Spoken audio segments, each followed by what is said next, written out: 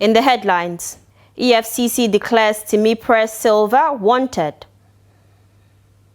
Troops rescue 86 victims, arrest 29 terrorist logistics suppliers in Borno. Tension in Plateau as communities clash over land dispute. And away from Nigeria, graft trial of ousted Gabon President Ali Bongo's wife reopens. Hello, good evening and welcome to News Updates on Trust TV. I am Dorcas Yakubuzala.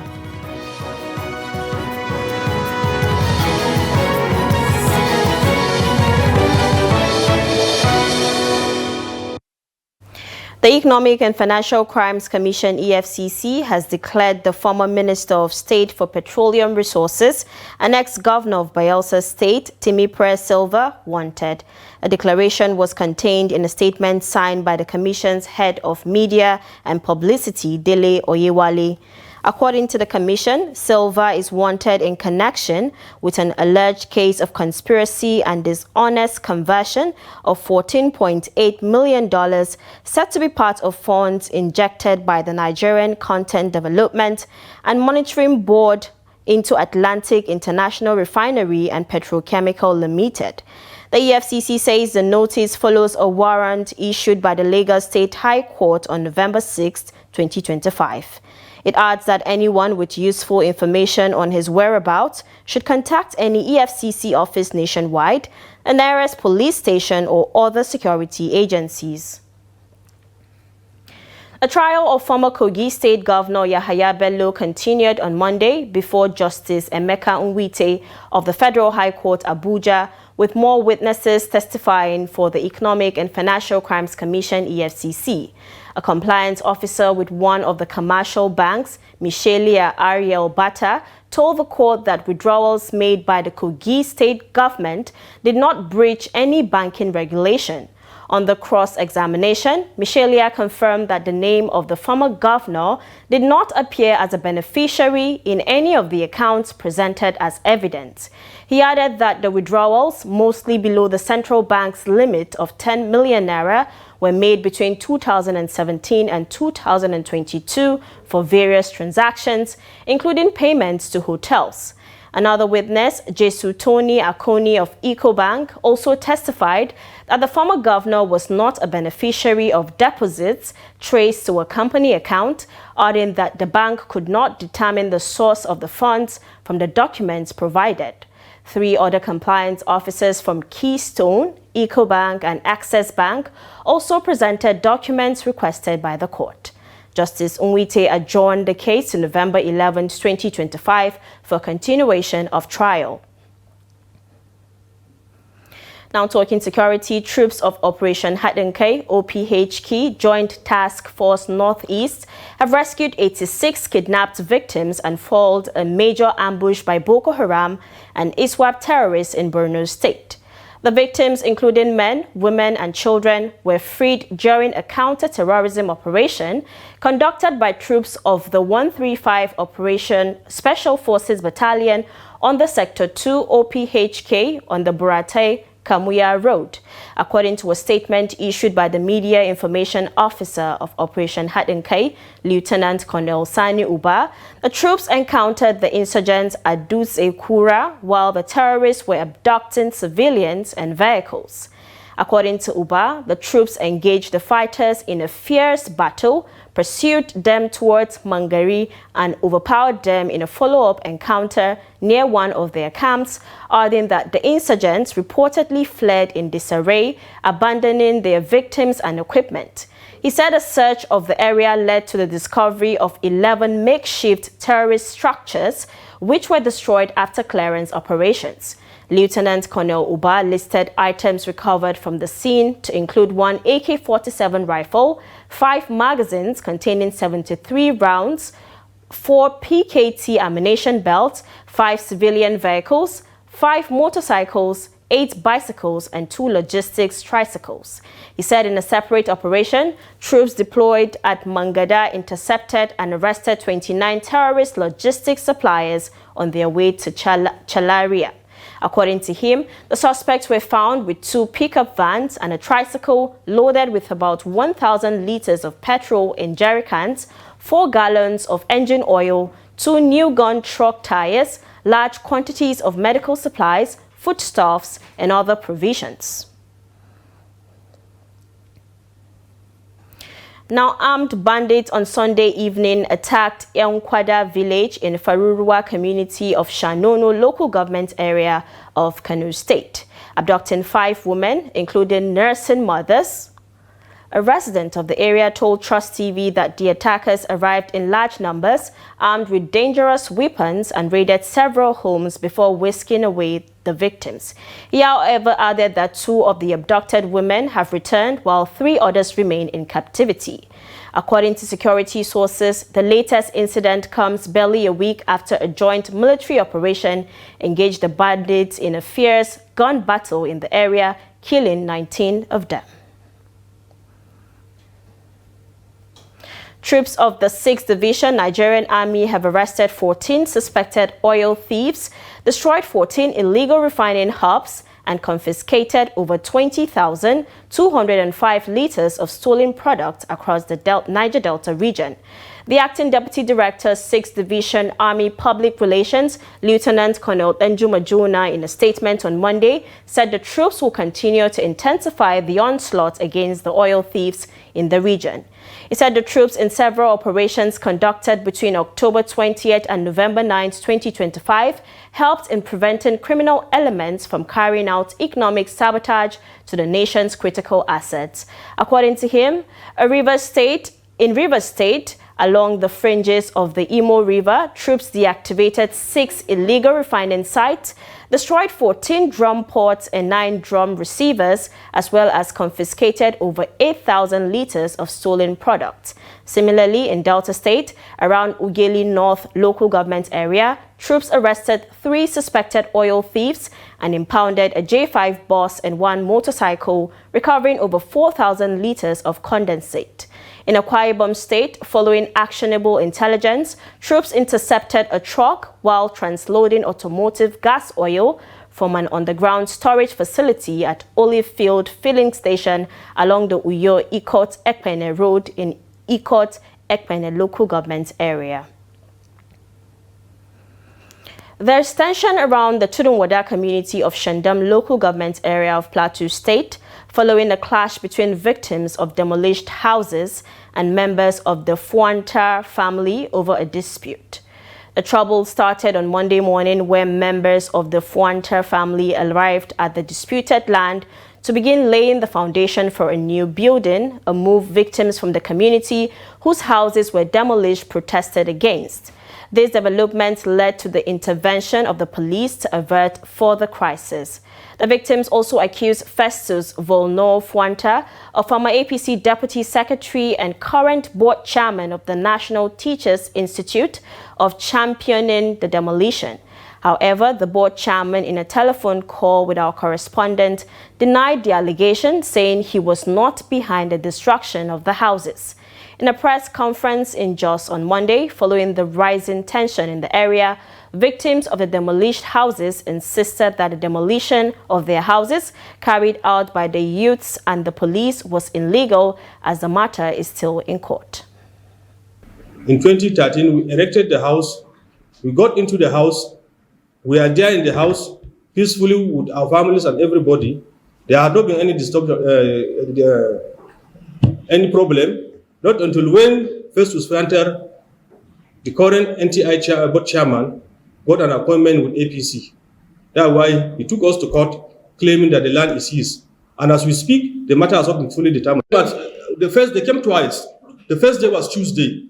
They came in the police came in a company of the youths, the whole community youths, the whole villages in Shandam LGA. The youths came with machetes and cutlasses. So when we peeped them, we saw from the window, we ran for their lives. Because they are asking my wife, where is Alhaji Yusuf? Where is Alhaji Yusuf, the talks? We asked them, we know them by name, we know their addresses. So I had to flee. So when I left, I ran across the fence.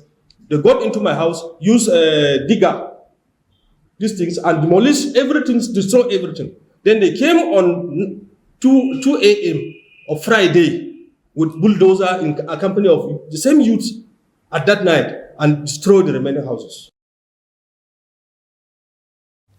An Oyo State High Court sitting in Ibadan has again adjourned hearing in the suit filed by Folahan Adelabi against the People's Democratic Party and its acting national chairman Umar Damagum till Wednesday. At Monday's sitting, presiding judge Justice Ladiran Akintola directed all parties to file their processes to allow smooth commencement of the case. The claimant is seeking an order restraining the PDP leadership, Governor Ahmadu Fintiri, and the Independent National Electoral Commission from truncating the party's planned national convention. Justice Akintola also ordered the PDP to strictly adhere to its approved guidelines and timetable for the convention. Meanwhile, journalists were barred from entering the courtroom as security operatives restricted access during the proceedings. The member representing Kiru Bebeji constituency in the House of Representatives, Abdulmumin Jibrin Kofa, has finally joined the ruling All Progressives Congress APC. This development comes 2 months after his expulsion from the new Nigeria People's Party NNPP over alleged anti-party activities and non-payment of party duties.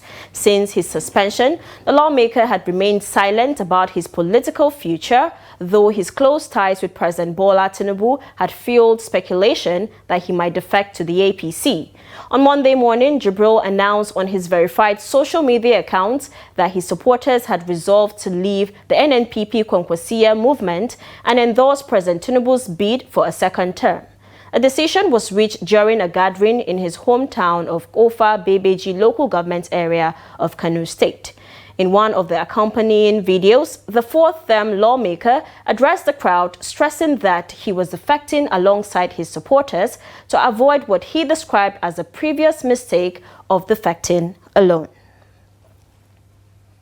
This is News Update on Trust TV, coming up after the break. Lagos residents react to sale of mint Naira notes for social events. This and many more when we return. Do stay with us. Welcome back from the break. In case you're just joining, this is News Update on Trust TV. Let's take a look at our top stories again. We told you that EFCC declares Timipre Sylva wanted. And troops rescue 86 victims, arrest 29 terrorist logistics suppliers in Borno. Now moving on to more stories, spraying of money, that is, throwing or placing cash on celebrants during social events, has long been seen in Nigeria as a symbol of love, joy, and appreciation. In most of these events, the notes being sprayed are mostly new ones, which are believed to convey a celebratory, classic, and elegant look on the part of those spraying them. Since these notes are relatively scarce, many have taken into the business of selling them, especially for social events, despite cases of arrest or litigations over abuse of the Naira. The report. The act of spraying physical cash on celebrants continues to be one of the most popular highlights of parties in Nigeria. At weddings, birthdays, burials, and even political gatherings, the most exciting and memorable moments often come when celebrants are showered with Naira notes as they dance to the music. Behind this colorful display, however, lies a quiet but thriving business. Money changers and point-of-sale POS operators move around with bundles of crisp new notes, selling them at inflated prices. A package of 2,000 Naira in new 200 Naira note can reportedly sell for as high as 25 to 28,000 Naira. Speaking with Lagos residents on the continued sale and use of mint notes at events, despite the growing adoption of electronic payment platforms, many say the practice is part of Nigerians' culture and will never disappear, no matter how strict government policies become. No matter the technology in the country, our culture can never die because people are still buying new notes, spraying it at the party. Even what they are still doing, like they are still abusing the notes, mashing it around, something like that. What I think is that it has come to stay. Because if you go to the bank now, If I go just like now, it's weekend now, I have a party, I go to the bank. If I say give me meat soup, they say they don't have it. But if you go to the POS now, you see meat soup, you buy, they'll tell you 10,000, maybe 15,000. That's the what we call how we put it. Everybody understand it. Buy new note is a computer time, because it's a computer time, that's what we are seeing. That buying of new note will also stop. One day you stop. Despite repeated warnings from the Central Bank of Nigeria against the abuse and sale of mint notes, many Nigerians still view spraying cash as an essential part of celebration, a tradition that defines joy and festivity. It's part of us. Can't go away. Even that's why EFCC threatening everybody. People still spray. It's part of us. Can't go away. That's why. Why you say? Not that. Why it will not die is that you want to, like if a party, you spray money to person. You can't spray, can't do transfer, spray money. You spray money to person, either marriage or anything. Can't die. You see why I can't die? Because the money they say they should not spray is our currency. If you notice now, people are converting naira to they change the money to dollar in order for them to be able to spray the money how they like. It is a culture that has been in existence for a very long time, and I don't think anything can stop it. However, others believe that to curb the practice, government must strictly enforce laws with penalties while ensuring banks make enough cash available to the public. The National Hajj Commission of Nigeria, NACON, has announced a downward review of the 2026 Hajj fares for intending pilgrims across the country. The move came after President Bola Tinubu in October, through his Deputy Chief of Staff, Ibrahim Hadeja, directed NACON to reduce the cost of the 2026 Hajj fares that it had recently announced. A month before that, in September, the agency had announced its approved fares for the 2026 Hajj. In an update released by the Commission on Monday on X, pilgrims from the Borno and Adamawa zones will now pay 7,579 million naira compared to 8,327,000 naira in 2025, a reduction of 748,104 naira. Similarly, intending pilgrims from the northern zone will pay 7,696 naira, representing a decrease of 760,000 naira 915 from the previous year's 8,457,000 naira. For the southern zone, the revised fare for the 2026 is 7,991,000 naira, down by 792,943.83 from the 2025 fare of 8,784,000 naira. It noted that the adjustments were made to make the pilgrimage more affordable for Nigerian Muslims ahead of the 2026 Hajj exercise. And now in business, the total number of active customers nationwide increased from 11.89 million in July to 11.96 million in August 2025, according to the Nigerian Electricity Regulatory Commission, NERC. Released via its official X handle and Instagram handles on Monday, the Commission's latest metering fact sheet for July and August 2025 noted that the updated active customers data spreads across all 11 electricity distribution companies in the country. The improved metering figures reflect ongoing reforms and investments in customer management by DISCOs aimed at enhancing billing transparency and customer trust, according to NERC.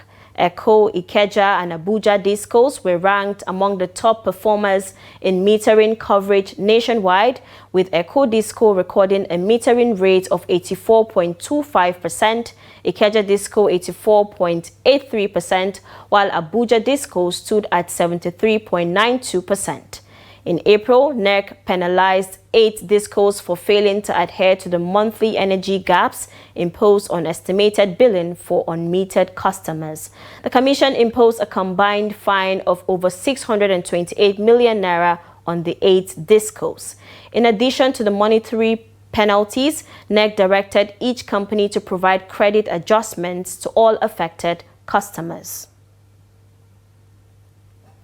Away from Nigeria, Sylva Bongo, whose husband was ousted as Gabon's leader in the 2023 coup, went on trial for graft on Monday, with the exiled former First Lady the highest profile absentee. The 62-year-old wife of Ali Bongo, whose family ruled the Central African country with an iron fist for 55 years, is accused of manipulating her husband to embezzle taxpayers' money from the small oil-rich state. She denies all the charges. Her son and co-defendant, Nuruddin Bongo Valentin, criticized the trial as a legal farce on Friday. Both allege having suffered torture during the 20 months they spent in detention following the August 30, 2023 coup, which brought General Brice Oligui Nguema to power. Monday's proceedings at the Court of Appeal in the capital, Libreville, went ahead without the Bongos, who were allowed to leave Gabon for London after being granted conditional bail in May, officially on medical grounds. And in sports, the Confederation of African Football (CAF) on Monday unveiled the official match ball for the 2025 Africa Cup of Nations. The match ball, named Itri, draws inspiration from Morocco's centuries-old Zalige art form. The name also pays tribute to the star featured on the Moroccan flag. Itri ball, according to the Confederation of African Football (CAF), will make its debut in the opening match of AFCON 2025. Hosts Morocco will take on Comoros in the opening game of the competition. The AFCON 2025 finals will kick off on Sunday, 21st December. And that's a wrap on News Update. Do not forget to follow us across all social media platforms for more programs, news and documentaries. I am Dorcas Yakubu Zala. Thank you for watching.